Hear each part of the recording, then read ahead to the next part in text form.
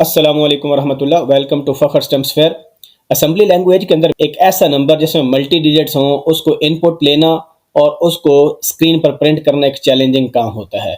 आज के लेक्चर में हम देखेंगे अगर हमारे पास ऐसा नंबर है जिसमें मल्टी डिजिट्स हैं, उसको हम कंसोल पर कैसे प्रिंट करते हैं। तो लेट्स अज्यूम कि हमारे पास रजिस्टर्स में वैल्यूज हैं मल्टी डिजिट्स, हम वेरिएबल भी बना सकते हैं, तो इंशाल्लाह नेक्स्ट लेक्चर में हम उस पर भी काम करेंगे।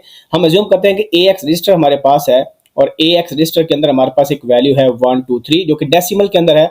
सिमिलरली हमारे पास एक रजिस्टर है BX और उसमें वैल्यू है 4 5 6 और हम इन दोनों को ऐड करते हैं, यानी हम एक इंस्ट्रक्शन लिखते हैं ऐड AX, BX। एक्चुअली इस स्टेटमेंट का मतलब ये है कि we are doing this AX plus BX। तो अगर हम इन दोनों को प्लस करें तो हमारे पास क्या आ जाएगा, तो 579 हमारे पास आंसर आ जाएगा AX का कंटेंट। अब हमारे पास ये रिजल्ट AX का आ गया, इसको हमने स्क्रीन पर प्रिंट करना है। अब इसको प्रिंट करने के लिए सबसे पहले हमने कौन सा डिजिट प्रिंट करना होगा, सबसे पहले 5 को प्रिंट करना है, यानी इस 5 को सबसे पहले हमने प्रिंट करना है। उसके बाद हमने 7 को प्रिंट करना है, फिर हमने 9 को प्रिंट करना है। क्योंकि एक करैक्टर को प्रिंट करने के लिए हमारे पास जो इंस्ट्रक्शन होती है वो ये होती है मूव AH, 2 और फिर हम इंटरप्ट 21H को कॉल करते हैं to print a single character on the console. और अगर हमें स्ट्रिंग को प्रिंट करना हो तब यहां पर 9 आ जाता है, लेकिन ये तो एक नंबर है, this is not a string, तो इसके मल्टीपल वेज हो सकते हैं। जो आसान तरीका है वो ये है कि क्योंकि 5 को हमने पहले प्रिंट करना है, तो अगर कुछ मैकेनिज्म हम बनाएं कि एक स्टैक के अंदर किसी तरह से अगर ये जो 9 डिजिट है इसको हम पहले पुश कर, क्योंकि होता क्या है कि जो नंबर हमने पहले डिस्प्ले करना होता है वो स्टैक के टॉप पर होना चाहिए।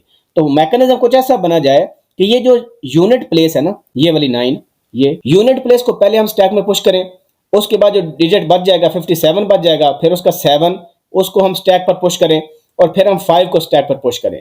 इससे होगा क्या कि ये जो नंबर के तीनों डिजिट्स है ना ये स्टैक में आ जाएंगे, और जब हम इसको पॉप करेंगे तो सबसे पहले कौन सा नंबर पॉप होगा, 5 होगा, तो उसको हम डिस्प्ले कर देंगे यूजिंग दिस फंक्शन। ये पॉप जब हो गया तो खत्म हो जाएगा, फिर पॉप कौन सा होगा 7 और आपका 7 डिस्प्ले हो जाएगा, ये भी खत्म हो जाएगा, फिर कौन सा पॉप होगा जो रह गया 9, तो हमारा आंसर आ जाएगा। तो हम ये करना चाह रहे हैं कि इंडिविजुअल डिजिट्स को अगर हम स्टैक में पुश करें सच दैट कि पहले यूनिट प्लेस वाला डिजिट पुश हो, उसके बाद टेंस प्लेस वाला, फिर 100 प्लेस वाला एंड सो ऑन, जितने मल्टीपल डिजिट्स आप डाल सकते हैं डिपेंडिंग कि इस रजिस्टर की कैपेसिटी क्या होती है। AX में क्योंकि 16 बिट होती हैं तो मैक्सिमम हमारे पास जो नंबर है, अगर हम पॉजिटिव नंबर डालना चाहें तो 2 16 - 1 ये नंबर हम इंसर्ट कर सकते हैं। अगर नेगेटिव नंबर हो, साइन नंबर हो, तो हमें पता है उसकी रेंज क्या होती है, -2 से लेकर 2 -1 तक होती है। ये तो पता चल गया कि स्टैक में पुश करने से होगा। अगला काम क्या है, अगला काम क्या है कि वो कौन सा मेथड है जिससे हमें ये यूनिट प्लेस वाला डिजिट हम अलग कर पाएंगे, यानी we have to extract this digit from the whole number. इस 9 को पहले एक्सट्रैक्ट करना है, फिर 7 को एक्सट्रैक्ट करना है, फिर 5 को एक्सट्रैक्ट करना है।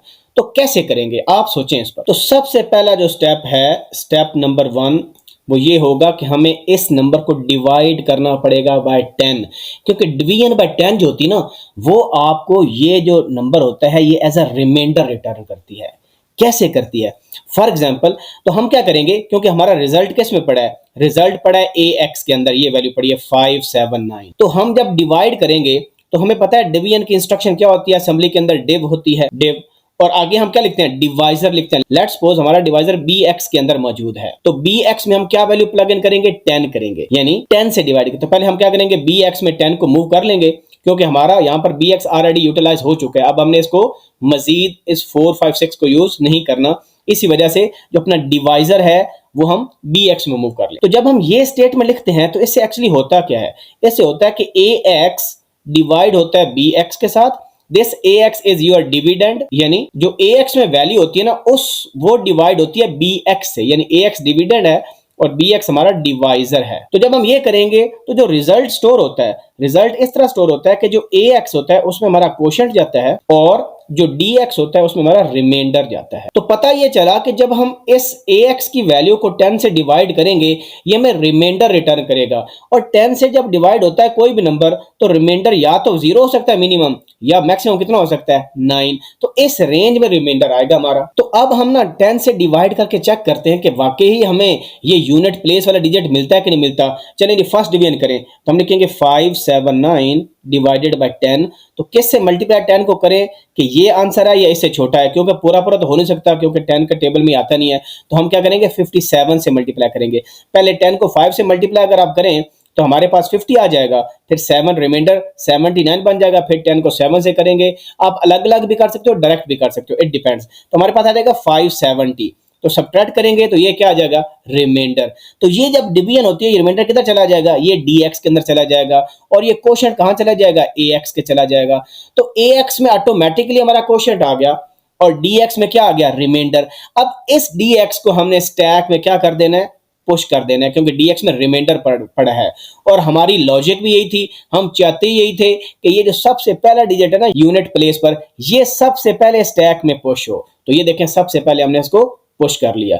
अब क्योंकि ax में कितना हमारे पास 57, अब नेक्स्ट हम क्या करेंगे तब तक डिवीजन करते जाना है जब तक कोशंट 0 नहीं होगा। This is the necessary condition, यानी जितने डिजिट्स होंगे उतनी दफा डिवीजन होगी। अब 57 डिविडेंड हमारा और दोबारा फिर bx में 10 ही पड़ा है, तो जब डिवाइड करेंगे तो 5 से मल्टीप्लाई करें तो 50 आ जाएगा और रिमाइंडर क्या बच गया 7। This is your remainder, it is stored in dx and quotient is stored in ax। अब आप खुद देखें 7 जो है ये dx की वैल्यू है, हम चेक करेंगे इसमें हमने काउंट भी लगाना है। याद रखें इसमें हम काउंट भी करते जाएंगे कि कितने डिजिट्स हो चुके हैं। पहला डिजिट पुश हो गया, काउंटर हमारा 1 हो गया, 1 हो गया। पहले cx में 0 पड़ा था, लेट्स सपोज हम cx को एज अ काउंटर यूज करते हैं। फिर उसके बाद जब हमने दूसरी डिवीजन की, क्योंकि डिवीजन तब तक चलनी है जब तक के कोशंट 0 नहीं होता। अभी कोशंट क्या 0 है, नहीं 0, तो हम डिवीजन करेंगे। डिवीजन इसलिए हम की और 7 को हमने क्या कर दिया स्टैक में पुश कर दिया। उसके बाद हमारे पास ax में क्या वैल्यू है 5, तो चेक किया क्या ax में 0 तो नहीं है। जब तक ax में 0 नहीं होगा तब तक डिवाइड करते जाना है। और हमने काउंट भी कर लिया, एक दफा पुश कर लिया, 2 दफा पुश कर लिया, काउंटर हमारा 2 हो गया। और फिर हम दोबारा फिर इस डिविडेंड को 10 से डिवाइड करेंगे। अब अगर 10 1s आर 10 करते हैं तो नंबर तो बड़ा हो जाएगा, लिहाजा 10 zeros आर 0। तो एक्चुअली इस तरह डिवीजन होती है। तो ये हमारा बन जाएगा जी reminder which is dx and this is your quotient ax। ठीक है, अब हम क्या करेंगे इस रिमाइंडर को पुश कर देंगे स्टैक में और हमारा यहां पर इंक्रीमेंट भी हो जाएगा काउंटर। तो 3 दफा हमने डिवीजन परफॉर्म कर ली। 3 दफा डिवीजन का मतलब है कि हमारे उस नंबर के अंदर 3 डिजिट्स थे। अब देखें ax में क्या वैल्यू पड़ी है 0, यानी कोशंट हमारा क्या हो गया 0 हो गया। तो हम अब फर्दर डिवीजन नहीं करेंगे। क्या करेंगे फिर, अब इसका मतलब है सारे डिजिट्स को हमने स्टैक में पुश कर दिया।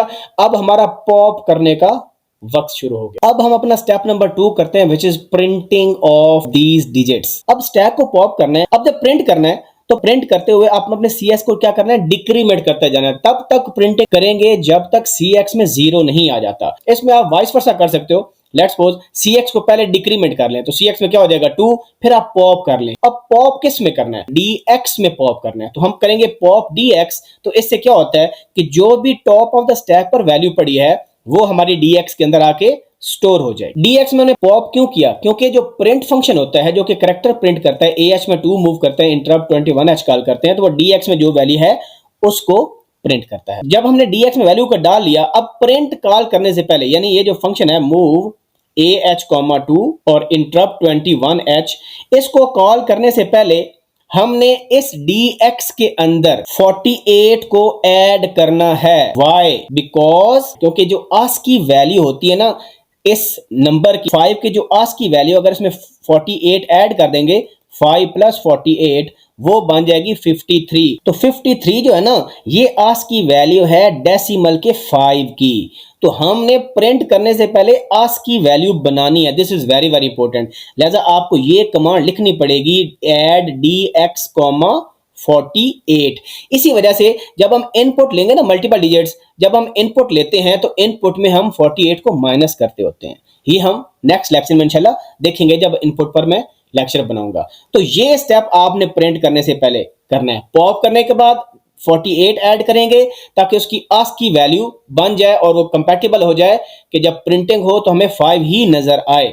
और ये तब तक करना है जब तक CX में 0 नहीं हो जाता। ये एक करैक्टर हमारा प्रिंट हो गया, फिर हम इसको डिक्रीमेंट करेंगे, 1 आ जाएगा। तो नेक्स्ट हमारी कौन सी वैल्यू पड़ी है, 7, तो 7 आपकी प्रिंट हो जाएगी। उसके बाद 0, फिर हम इस वैल्यू को पॉप करेंगे और इसको प्रिंट कर देंगे। ये हमारी लॉजिक हो गई। तो ऑल इन ऑल 2 स्टेप्स हैं। पहले हमने इंडिविजुअल डिजिट्स को स्टैक पर पुश करना है, ये हमने पुश किया था। कैसे पुश किया, डिवीजन बाय 10 करके, यानी डिवाइजर को 10 सेट करके, और डिविडेंड जो है वो हमारा AX के अंदर ही मौजूद था। डिवीजन तब तक चलानी है जब तक कि कोशेंट 0 ना हो जाए, और जब कोशेंट 0 हो जाए उसके बाद हमने प्रिंटिंग करनी है।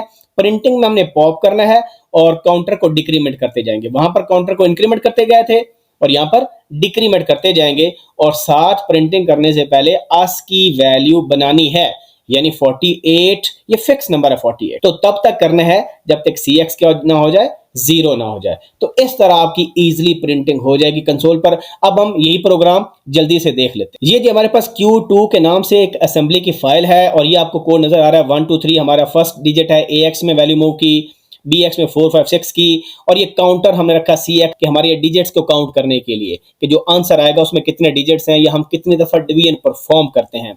यहां पर हम ऐड कर रहे हैं, यहां पर हमारे पास रिजल्ट आ जाएगा 5 7 9। उसके बाद हमने एक्सट्रैक्ट डिजिट का एक लेबल बनाया यहां पर। अब इसमें देखें, क्योंकि मैंने बताया कि DX में हमारा रिमाइंडर होता है, तो उसको पहले हम क्लियर कर रहे हैं अपने, ठीक है, उसमें 0 मूव करके। और डिवाइजर को हमने क्या सेट कर दिया, 10 सेट कर दिया, और फिर हमने उसकी इंस्ट्रक्शन लिख दी div bx। ये क्या करेगा, ये AX जो डिविडेंड है जिसमें हमारा रिजल्ट है उसको डिवाइड करेगा BX विच इज 10, और आंसर को कैसे स्टोर करेगा, क्वोशंट को स्टोर करेगा AX के अंदर, और रिमाइंडर को स्टोर करेगा DX के अंदर। ये मैंने आपको डिटेल से बता दिया। और फिर हमने क्या करना था, जब तक रिमाइंडर 0 नहीं होता तब तक हम DX को पुश करते रहेंगे।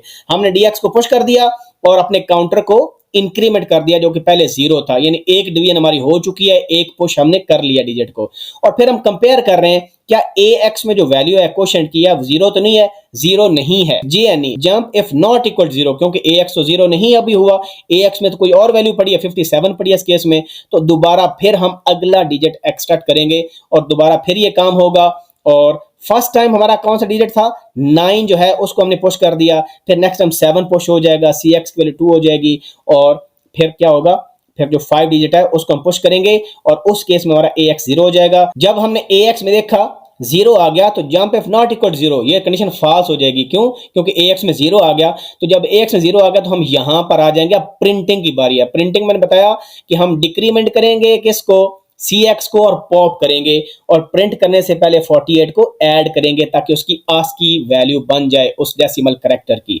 और ये तब तक चलाना है जब तक कि CX में 0 नहीं हो जाएगा। अपोजिट है, यहां पर डिजिट काउंट कर रहे थे, पुश कर रहे थे, काउंट करते जा रहे थे, 3 दफा हो गया, 3 लेटर्स थे, 3 कैरेक्टर्स थे, और यहां पर हम पॉप करने से पहले डिक्रीमेंट करते जा रहे हैं और CX को कंपेयर करते जा रहे हैं 0 से। तो पहले DX की वैल्यू क्या थी, 3 थी, यहां पर कितनी हो जाएगी, 2 हो जाएगी। पॉप करेंगे, पहला हो गया, फिर दूसरा हो गया, फिर तीसरा हो गया, ठीक है। अगर ये कंडीशन जब 0 हो जाएगा CX की वैल्यू, तो हम किधर चले जाएंगे, एग्जिट में चले जाएंगे, जंप इफ इक्वल।